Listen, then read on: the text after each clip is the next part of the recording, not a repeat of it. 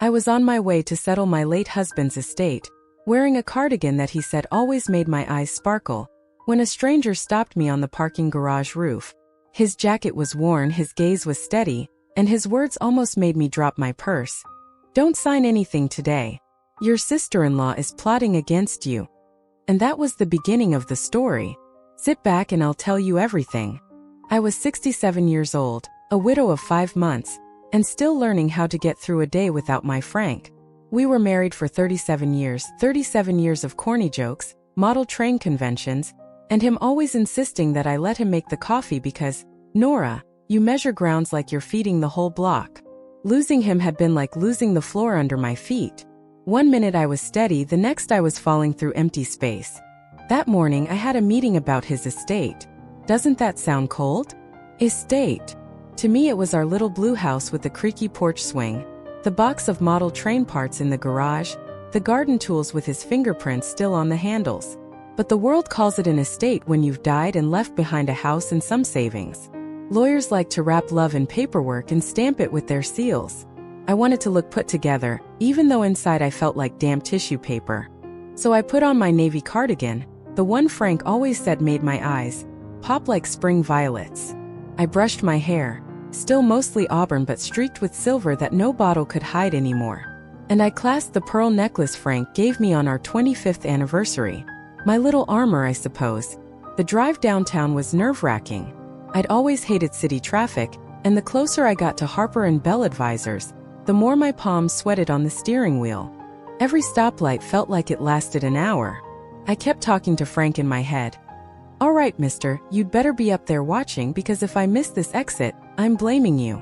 By the time I wound my way into the concrete parking structure, I was drumming my fingers on the steering wheel like I was playing in a jazz band. The security guard waved me through, and I followed the arrow signs that pointed toward visitor parking. Naturally, all the lower levels were full, so I ended up on the rooftop 6 dizzying stories above the street. I parked between a bright red SUV and a dusty little hatchback that looked older than my son Daniel. The wind was sharp up there, tugging at my cardigan as soon as I stepped out. I was reaching back into the car for my tote bag when I heard footsteps. Not the steady kind either, hurried, uneven like someone trying to catch a bus. I froze. My husband used to tease me for watching too many crime shows. But when you're a widow in a rooftop lot, every echo feels suspicious. Out from behind a row of cars came a man I didn't recognize. He was maybe in his 50s, tallish, with a mop of graying hair that looked like it hadn't seen a comb in weeks. His jacket was frayed at the cuffs, his boots scuffed, and his jeans sagged like they'd lived too many lives. But his eyes stopped me from bolting straight to the elevator. They weren't wild or threatening. They were worried. He slowed his jog as he neared me, lifting his hands like someone approaching a spooked animal. "Mrs. Rowan?" he asked. His voice was hoarse, like he hadn't used it much lately. I clutched my tote against my chest, wondering how this stranger knew my name. "Please," he said, catching his breath. "Don't sign anything today." Well, that about did me in. Don't sign anything? At the law office where I was supposed to be finalizing Frank's will? My heart jumped like a rabbit. I must have looked ready to swing my tote at him because he quickly added, "I worked inside Harper and Bell Advisors. Records Division. They've been scheming with your daughter-in-law, Tessa."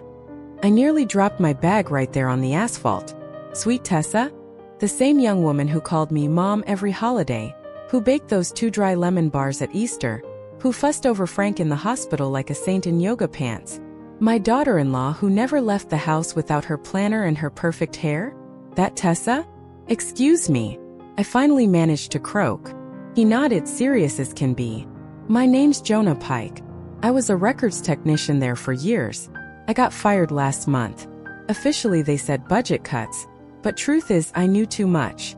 Before they showed me the door I overheard things. About you. About your husband's will." The wind whipped harder then, tossing my hair into my face. I didn't brush it away. I just stared at this man, trying to decide if he was crazy, dangerous, or my guardian angel. "Mrs. Rowan," he said again, softer now, like he was begging. "They're building a case that you're not competent, that you forget things, that you can't manage money. Tessa's been feeding them lies. They'll have papers for you to sign today. But they're not what you think. My pulse hammered in my ears. Competent? Forgetful? Me? I had run a library branch for 20 years, color-coded my spice rack, and balanced every checkbook since before Daniel could ride a bike. But the scariest part? Looking at Jonah, I believed him. The elevator doors open with that little ding that always sounds too cheerful for such a serious building. I stepped out onto a floor that smelled faintly of lemon polish and old carpet glue. The kind of smell you know they pump in to make you feel like you're in safe hands. The reception area looked like a furniture showroom. A giant abstract painting of blue and gold swirls hung behind a desk where a young woman with perfect hair and an expressionless face sat typing. "Mrs. Rowan?" she asked, like she already knew I was expected to be fragile and late. "Yes," I answered, steadying my voice. "They're waiting for you in boardroom cedar." She gestured down the hallway with a manicured hand. Boardroom cedar. Doesn't that sound cozy? Like a log cabin with cocoa by the fire. But when I pushed the door open, it was anything but. Sleek glass walls, a glossy table the size of a bowling lane. Chrome chairs that looked like they belonged in a dentist's office. The lighting was cold, the kind that makes you feel like you're under interrogation. And there she was. Tessa, my daughter-in-law, twisting her silver bracelet around and around like a nervous teenager caught sneaking in past curfew. She jumped up when she saw me, plastering on that bright smile of hers. "Nora, I wasn't sure you'd come today," she said, her voice just a shade too sweet, like lemonade with too much sugar. Of course I came, I thought. This was about Frank. About the life we built. But I only smiled faintly and took a seat. Across from her sat a man I recognized only from signatures on official letters. Graham Bellamy, senior partner. He looked exactly how you'd picture someone who charges $400 an hour to advise. Smooth gray hair, suit that probably cost more than my old car, and a smile that never reached his eyes. The kind of smile you'd expect from a shark right before it circles. "Mrs. Rowan," he said warmly, though his tone had the warmth of a winter draft. "Thank you for joining us." Before I could answer, he slid a sleek tablet across the table, like he was serving a fine meal. "Your late husband made some changes before his passing. He was concerned about your ability to manage the estate on your own. So we've prepared a protective trust." I blinked at him, then at Tessa. My hand stayed folded in my lap. "Your son Daniel will be named trustee," he continued smoothly. "It ensures your comfort and well-being. You'll receive $36,000 annually for your personal needs. The rest will be managed responsibly on your behalf." He said it like he was offering me a gift basket, not a cage. $36,000 annually. My Frank had saved and invested for decades. And I was being told I'd get the equivalent of a teacher's salary to live on while the rest of our money went elsewhere. Tessa leaned forward, nodding earnestly, as if she were co-signing his kindness. "It's just to make sure you don't have to worry, Mom. You'll be comfortable." I didn't trust myself to speak. My lips felt frozen, but my brain was wide awake, cataloging every detail like I used to when shelving books. Then Bellamy handed me a folder. Inside were papers, not just legal ones but so-called evidence. I saw cognitive assessments that claimed I had forgotten appointments, bank notes describing me as confused about my PIN, and household reports that made me sound like I couldn't tell the difference between a grocery receipt and a tax bill. My pulse quickened as I flipped through the stack. And then my eyes landed on something that made my stomach twist into a knot. One of the witness notes, supposedly from a family member, was written in handwriting I knew as well as my own, Tessa's. The same loopy R she'd used in thank you cards, the same bubbly she wrote on Christmas gift tags. Except here she'd written. Nora became agitated when asked to balance her checkbook, displayed clear confusion about recent purchases. I could almost hear her saying it, that gentle, patronizing tone. And suddenly I wasn't in a glossy boardroom anymore. I was back in my kitchen, with Frank's Train magazine still stacked by the window, realizing for the first time that maybe I wasn't just grieving a husband. Maybe I was being played. I sat there with that folder in front of me, my palms damp against the shiny surface of the table. My hands shook, but I made sure my voice didn't. Frank and I reviewed his will a dozen times. He never changed a word. Why would he? Bellamy leaned forward, folding his long fingers like he was about to deliver a sermon. He wanted to ensure you were cared for, Mrs. Rowan. It wasn't about doubt, it was about protection. Protection? I asked, raising an eyebrow. From what? Grocery shopping? Crossword puzzles? His smile flickered for a moment, the tiniest crack in his smooth performance. I almost enjoyed watching it slip. I flipped to a page that had a familiar name at the top. This physician here, Dr. Carter. According to this, he evaluated me last December. I tapped the page with my finger, hard enough that my pearl bracelet clicked against the table. Except he retired the year before. I cataloged his memoir at the library myself, thank you very much. Lovely book too. Full of fishing anecdotes. Not a single note about me. That earned me silence. Bellamy's colleagues glanced down at their papers, suddenly very interested in their own notes. Then Tessa leaned forward, her hands folded neatly like she was about to say grace at Thanksgiving. Mom, she said, using that voice people use with toddlers or skittish cats. We just want you safe. That's all this is. You've been through so much, and Daniel and I worry. Worry? I cut in. About me? Or about the size of Frank's retirement account? Her smile didn't falter, but her fingers twisted that silver bracelet again. Round and round, the way you spin a key when you're stalling for time. Inside me, the anger was heating like a tea kettle. Oh, they thought I'd crumble. They thought I'd burst into tears, too broken to argue. Poor little widow, confused and fragile, just waiting for the smart people to take charge. I could practically hear Frank's voice in my head, chuckling. Nora, they don't know who they're dealing with. Instead of snapping, I folded my hands on the table, as calm as could be. Well, I said, tilting my head. Then let's review everything very carefully. Line by line. Bellamy blinked, probably not used to anyone slowing down his sales pitch. His type usually thrives on speed. Keep the papers moving, keep the signatures flowing, and no one has time to realize they're signing away their soul. But I had run a library for 20 years. If there's one thing I know how to do, it's read carefully. And oh, I can sit quietly for hours without budging. I once outlasted a committee meeting on zoning ordinances. This man had no idea who he was up against. I opened the folder again and adjusted my glasses. Now these supposed cognitive assessments.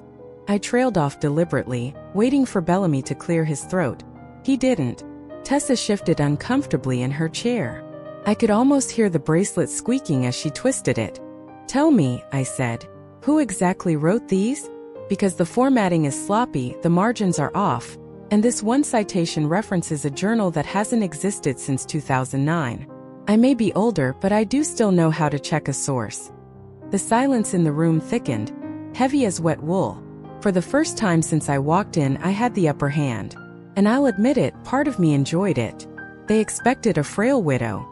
What they got was a librarian who still sharpens her pencils, still alphabetizes her spice rack, and still knows a forgery when she sees one. Bellamy slid the tablet closer to me, the screen glowing like some holy artifact. If you'll just initial here and here, Mrs. Rowan. Before I could open my mouth, there was a brisk knock at the door. The receptionist popped her head in, her perfect hair unmoved by even a hint of humidity. A courier's here for Mrs. Rowan. I blinked. For me? Yes, she said, her tone flat, like she wasn't entirely thrilled to be the messenger. The door opened wider, and in walked Jonah Pike. He wasn't carrying flowers or a neat leather briefcase like these lawyers did. No, he carried a scuffed manila envelope and a flash drive on a frayed keychain. He looked like he'd just walked out of the archives, a man who knew paper better than people. Mrs. Rowan, he said politely, setting the envelope on the table. These are yours. Original will. Server logs. Metadata. Proof these documents were faked. You could have heard a pin drop. Bellamy's smooth voice sharpened, like a knife pressed too hard against glass. This is highly irregular. Jonah stayed calm, his hand steady on the folder. Irregular is forging amendments after a man's death. What I have here is evidence. He tapped the envelope once, almost casually. For example, every so-called medical note in that folder you're reviewing? All exported from the same template file. Same timestamp. Same afternoon. And that was 2 weeks after Frank passed. I caught my breath. Frank's funeral lilies had barely wilted by then. The thought of someone sitting at a computer fabricating proof, that I was incompetent while I was still crying into his cardigan. It made my skin prickle with cold fury. Tessa's face drained of color. She gripped her silver bracelet so tightly I thought it might snap. I think I need some air," she stammered, pushing back from the table. "Sit," I told her, and the sound of my own voice surprised me. It was colder than I'd ever heard it, clipped and sharp, like my mother's voice when she caught us sneaking cookies before dinner. "You'll want to hear this." Her eyes darted to Daniel's empty chair, as if she expected him to materialize and save her. Then they flicked to Bellamy, but he was too busy straightening his papers like a man trying to pretend the ship wasn't sinking beneath him. Jonah slid the flash drive across the glossy table. I made copies before they locked me out of the system. Backups, emails, audit trails. You can see the edits if you know where to look. Frank Rowan's will was never altered. Every change they're showing you is a forgery. Bellamy cleared his throat, but it came out as more of a growl. "You are trespassing, Mr. Pike. This is confidential client business." "Confidential?" Jonah raised one eyebrow. "That's a nice word for conspiracy." I couldn't help it. A small humorless laugh escaped me. The absurdity of it all hit me at once. Here I was, sitting in a boardroom that probably cost more per hour than my entire grocery budget, being told by one man that I was confused, another that I should just sign quietly, and now a fired records technician was handing me the truth in a battered envelope. If this had been a novel, I would have rolled my eyes and said, "Too far-fetched." But it wasn't a novel. It was my life. I put one hand on the envelope, feeling its weight. Not much heavier than a church bulletin, but I knew it carried something far more powerful. Truth.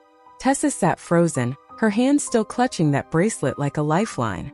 I didn't look at her. My eyes stayed on Jonah and the papers that might save me.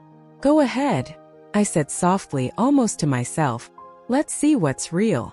Once Jonah laid that envelope on the table, the air in that glossy boardroom shifted. You could practically hear the tension humming, like the quiet before a thunderstorm. The door opened again, and in walked a woman in a navy blazer with the kind of posture that makes everyone sit a little straighter. "I'm Investigator Lila Ortiz, District Attorney's Financial Crimes Unit." Two uniformed officers followed her in, not saying a word, but their presence was enough to make Bellamy lose some of his color. Ortiz got right down to business, pulling on gloves and flipping through Jonah's documents like she'd been expecting a stunt like this all along. "Interesting," she murmured, her eyes moving fast. Bank incident logs filled out after hours and signed. Grocery receipts misfiled into medical reports. False annotations on statements. She glanced up, her gaze landing squarely on Tessa. "All traced back to you, Mrs. Rowan." Tessa's fingers twisted that bracelet of hers so hard I thought it might cut off her circulation. She opened her mouth, then closed it like a fish out of water. And then, as if the whole mess wasn't enough, Daniel arrived. My son. My only child. He came barreling in with his tie askew and his face flushed from hurrying. "Mom," he said, breathless. "What's going on?" Tessa said. He stopped short, looking around the room like he'd walked into the wrong play at the theater. His eyes landed on me, and for a moment they were full of doubt. "Mom," he tried again, his voice softer. Tessa said Dad was worried.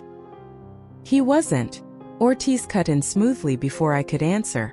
She didn't even glance up from the papers in her hand. "The will is unchanged. Someone wanted you to believe otherwise." The look Daniel gave me then, it broke something inside me. He looked like he wasn't sure who to believe.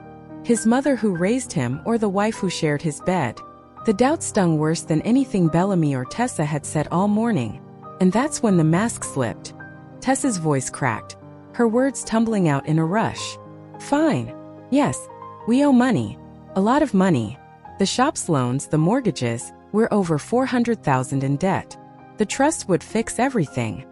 Her cheeks flushed, tears finally streaking the perfect makeup she'd applied that morning. "Fix everything?" I repeated, my tone sharper than I'd meant it to be. My voice echoed off the glass walls. "Fix everything for you. Not for me." Her eyes darted toward Daniel, begging him to understand.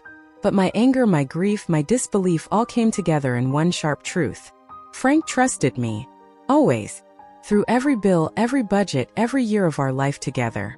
And you wanted to erase that. To make me look like a helpless old fool so you could raid what he left behind. The room was silent except for the hum of the air conditioning. Tessa's tears dripped onto the glossy table, leaving little dark spots that spread like stains. Daniel sat down slowly like his legs couldn't quite hold him anymore. Bellamy stared fixedly at a stack of papers, pretending not to hear a thing, though the sweat at his temples betrayed him. For the first time since Frank's funeral, I felt something sharp and steady inside me. A kind of strength I didn't even know I still had. I wasn't going to crumble. Not in front of them. Not ever. A few days later, the doorbell rang at my little blue house. I'd been expecting it. You don't go through a scene like that boardroom disaster without some kind of follow-up. When I peeked through the curtain, there they were on my porch, Daniel looking exhausted, Ty Askew like he hadn't bothered to fix it, and Tessa standing beside him, smaller than usual, her perfect hair frizzed just slightly in the humidity. I opened the door but didn't step aside.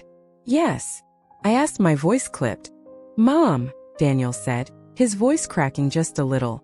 Please let us explain. Every nerve in me was raw, but I stepped back. Fine. Come in. But don't think for a second you're going to charm me with explanations. They sat on my couch, the same couch where Frank and I had spent evenings watching detective shows and arguing about whether the gardener or the butler did it. The cushions seemed to sag under their weight. I stayed standing, arms crossed, because I wasn't ready to sit eye to eye with either of them. Daniel started. I knew about the debt, he admitted, rubbing the back of his neck like a boy caught lying about his homework. I should have told you, but I didn't know about he gestured helplessly. The forged reports. I didn't know about any of that. I turned my gaze to Tessa. Her eyes darted to Daniel, then to me, then back to her lap. Finally she spoke, her voice thin. I reframed things. That's all. Little things. When you misplaced your keys, when you asked the wrong question at dinner, when you mixed up a receipt, I just wrote it down. Made it sound worse than it was. I stared at her. Reframed, I repeated slowly. That's a pretty word for lying. She flinched but didn't argue. You were planning to have me declared incompetent, I said flatly. The words sounded heavy in my living room, almost foreign, as if they belonged to someone else's story. No, Daniel said quickly, leaning forward. It was just about managing things. About making sure you were. Managing. I cut him off, my voice sharper than I'd intended. Managing is stealing, with a polite bow on top. Don't dress it up. You'd have lived off your father's hard work while putting me on a pitiful allowance. An allowance, Daniel, in the house I shared with Frank for 37 years. Silence stretched. The old clock on the wall ticked so loud I thought it might echo down the block. Daniel's eyes finally moved to his wife, really looking at her. And for the first time I saw it happen. My son looked at Tessa like she wasn't the woman he'd married. Not the one who baked lemon bars at Easter or held his hand at church. No, he looked at her like she was a stranger who had been living in his home all along. The kind of stranger who twists bracelets while plotting to gut his mother's dignity. And in that moment something shifted. I didn't feel triumphant. I didn't feel smug. I felt tired down to my bones. Because this wasn't a courtroom drama or a puzzle to be solved. This was my family, and it was falling apart right there in my living room. I stayed standing, arms crossed, the librarian in me cataloging every detail. The way Daniel's shoulders slumped, the way Tessa's hands knotted in her lap, the way the late afternoon light fell across Frank's old armchair. It was all wrong. And yet it was the truth sitting right in front of me. Justice did arrive, but slowly. There were hearings, continuances, and enough beige paperwork to wallpaper my entire house. In the end, the gavel did what it was meant to do. Graham Bellamy was sentenced to 3 years, and his 2 polished helpers each received 18 months. I did not clap, but I did allow myself a long exhale in the courthouse hallway. The kind where your shoulders drop an inch and your jaw finally remembers how to unclench. Tessa stood before the judge with a trembling voice and perfect posture. She took a plea, probation, 600 hours of community service, and restitution of the fees the firm had charged in their little theater production. The assignment list landed her at 2 places I knew well, the library and the community pantry. I signed a form saying I had no objection, then brought a tin of lemon drops for the circulation desk. If she was going to check in with our head librarian every Tuesday, She might as well have something sweet to suck on while learning the difference between misfiled and fabricated. At the library, they put her to work stamping due dates and reshelving paperbacks with a cart that rattled like a toddler's wagon. To her credit, she didn't complain when the cart veered left. At the pantry, she ladled soup and stacked crates with the measured patience of someone counting every hour toward a long goal line. We kept it civil. I showed up on Thursdays to tutor adults in basic budgeting and pretended not to notice when she hovered at the copier, carefully following the two-sided instructions I'd written in large letters. Restitution came as quiet electronic deposits, not dramatic envelopes. An apology letter arrived 2-3 careful paragraphs in her neat looping hand. I read it twice, then tucked it in the drawer with Frank's pocketknife and the takeout menus. Some things you save because it's tidy, not because it warms you. Daniel, meanwhile, faced his own arithmetic. Once his attorney started turning over stones, out crawled a nest of surprises. Credit cards opened in his name, a line of credit tied to the shop, and a loan he swore he never saw. He filed for divorce. He sold the SUV, bought a humble hatchback with a dented fender, and moved into a small studio over on Maple. When the dust settled, he took down the old sign and put up a new one. Rowan Wheels. A neighbor painted it by hand, cream letters, forest green border, like something from a kinder decade. "I'm rebuilding the right way," he told me, wiping his hands on a rag that had seen better afternoons. Grease made gray commas on his knuckles. He started offering free safety checks for kids' bikes on Saturdays. Parents lined up with scooters that squeaked and helmets that sat crooked. Daniel would tighten a bolt, adjust a strap, and send each child off with a bell ding that sounded like hope in miniature. Money was still tight, so he learned to say no to the glossy tool he didn't need, to the fancy coffee around the corner, to the second supplier offering easy terms. At closing, he balanced his ledger with a pencil and a calculator so old the zero stuck unless you pressed it twice. I brought sandwiches and sat on a stool while he told me about derailleurs and rim brakes, and for the first time in months, his voice had lift in it. And Jonah? That man with nothing to gain but a clear conscience found his way to the Railway Museum. They hired him to catalog the model trains, rows of little engines with names like Mercury and Prairie Belle, nestled in velvet like jewels. The curator, Ms. Delgado, said he treated every box like a sleeping bird. He logged serial numbers, cross-checked donor cards, and coaxed a stubborn transformer back to life. The place smelled like dust, machine oil, and history. Frank would have loved it. I hired Jonah part-time, too, to sort the mountain of boxes in our garage. He labeled everything with neat tags. HO track, curved switches, Frank's notes, scenery, pine trees. We worked quietly, with a little radio playing big band standards, and set aside a cardboard town Frank never got to glue down. No grand speeches, just careful hands and the soft scrape of lids sliding onto plastic bins. Sometimes that is what justice looks like. Not a spotlight, but a tidy shelf, a straight ledger line. A name honestly written where it belongs. Here's where my revenge came in. I didn't slam doors, toss glasses of water in faces, or storm into courtrooms like an actress on a soap opera. No, my revenge was quieter, tidier, and frankly a lot more satisfying. I didn't scream. I didn't plot. Instead, I built something better. I joined the library's adult literacy circle, a little group that met on Tuesday evenings in the basement room with humming fluorescent lights and a smell of old dictionaries. My job was to help folks who had been blindsided by financial jargon, words like annuity and fiduciary, that sound like cousins you'd rather not invite to Thanksgiving. We'd sit with notepads, strong coffee, and stacks of practice forms, and I'd walk them through what every line really meant.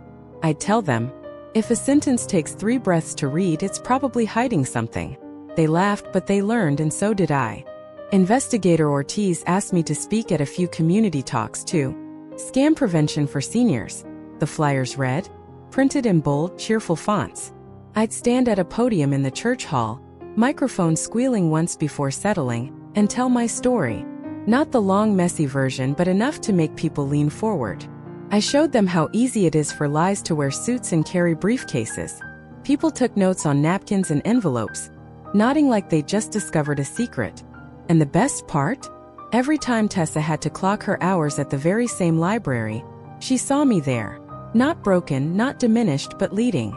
I'd be at the head of a table with my glasses on the end of my nose, surrounded by learners asking questions, while she pushed a squeaky cart of mystery novels past us. Sometimes she'd glance my way. Sometimes she wouldn't. Either way, she knew. That was my payback. Daniel, meanwhile, slowly earned back my trust. Not overnight, but piece by piece, like a quilt stitched over a long winter. He brought me sandwiches from the corner deli and asked my opinion on shop invoices. He admitted when he was overwhelmed. He called me not to borrow but just to check in. Once he showed up with a bouquet of sunflowers, crooked stems, brown paper wrapping, and said, "Mom, you deserve these. I put them in the chip vase Frank and I bought at a yard sale in 1983, and they lasted nearly 2 weeks. And Jonah, well, Jonah became like family." He'd stop by after his museum shifts, smelling faintly of dust and engine oil, and sit on my porch with a cup of tea. We'd talk about Frank's trains, or what he found in the archives that day. Sometimes we said nothing at all, just listened to the cicadas in the trees. It felt steady, the way life is supposed to feel when you've earned a little peace. As for me, I discovered something I'd never quite realized before. Peace itself can be revenge, especially when the betrayers have to watch you thrive. Every time I stood at the library podium, every time I sharpened pencils for my students, every time Daniel smiled without that old weight in his eyes, I felt it. Revenge, but wrapped in grace. Frank once told me, on a night when bills were high and patience was low, "Nora, the best way to prove people wrong is to outlive their lies." I didn't understand it then, but I do now. I outlived the lies. And in the end, that was the sweetest victory I could have asked for. Share your thoughts in the comments. What would you have done if a stranger warned you not to sign important papers? Would you believe them? If you liked the story, subscribe to the channel and give us a like.